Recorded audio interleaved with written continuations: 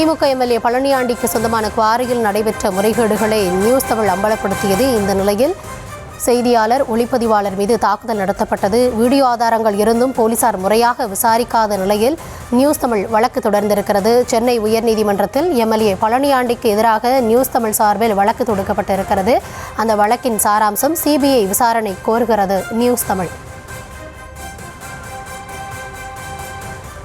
உரிய முறையில் விசாரணை நடைபெற்று வருகிறது என கூடுதல் குற்றவியல் வழக்கறிஞர் முகிலன் தரப்பில் தெரிவிக்கப்பட்ட நிலையில் உரிய முறையில் விசாரணை நடைபெற்று வருவதாக அவர்கள் தரப்பில் தெரிவிக்கப்படுகிறது. நியூஸ் தமிழ் நிருபர், ஒளிப்பதிவாளர் மீது கொலைவெறி தாக்குதல் நடத்திய எம்எல்ஏ மற்றும் அவர்கள் சார்ந்தவர்கள் மீது நடவடிக்கை எடுக்க கோரி நியூஸ் தமிழ் தொடர்ந்து வலியுறுத்தி வந்த நிலையில் தற்பொழுது சென்னை உயர்நீதிமன்றத்தில் எம்எல்ஏ பழனியாண்டிக்கு எதிராக நியூஸ் தமிழ் சார்பில் வழக்கு தொடுக்கப்பட்டிருக்கிறது.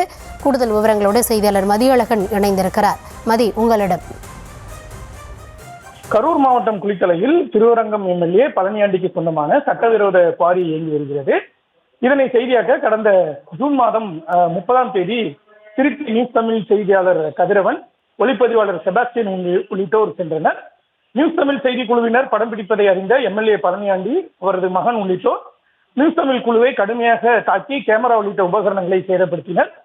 இது தொடர்பாக குளித்தலை காவல் நிலையத்தில் புகார் அளிக்கப்பட்டது. இந்த நிலையில் இந்த வழக்கின் விசாரணையை சிபிஐ அல்லது வேறு அமைப்புக்கு மாற்றக்கோரி கதிரவன் சார்பில் சென்னை உயர்நீதிமன்றத்தில் மனுவானது தாக்கல் செய்யப்பட்டிருக்கிறது.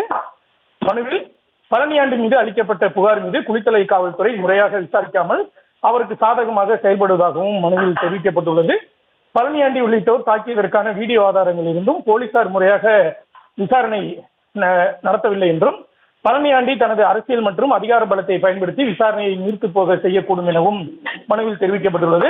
இந்த மனு நீதிபதி எம் நிர்மல்குமார் முன்பு விசாரணை கொண்டது. அப்பொழுது காவல்துறை சார்பில் ஆஜரான கூடுதல் குற்றவியல் வழக்கறிஞர் KMD முகிலன் விசாரணை உரிய முறையில் நடைபெற்று வருவதாகவும் என்னென்ன நடவடிக்கைகள் எடுக்கப்பட்டுள்ளன என்பது குறித்து விரிவாக பதில் மனு தாக்கல் செய்வதாக கூறினார்.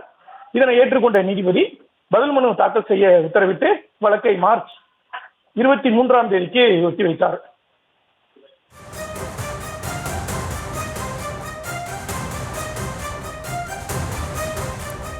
விவரங்களுக்கு நன்றி மதியழகன்.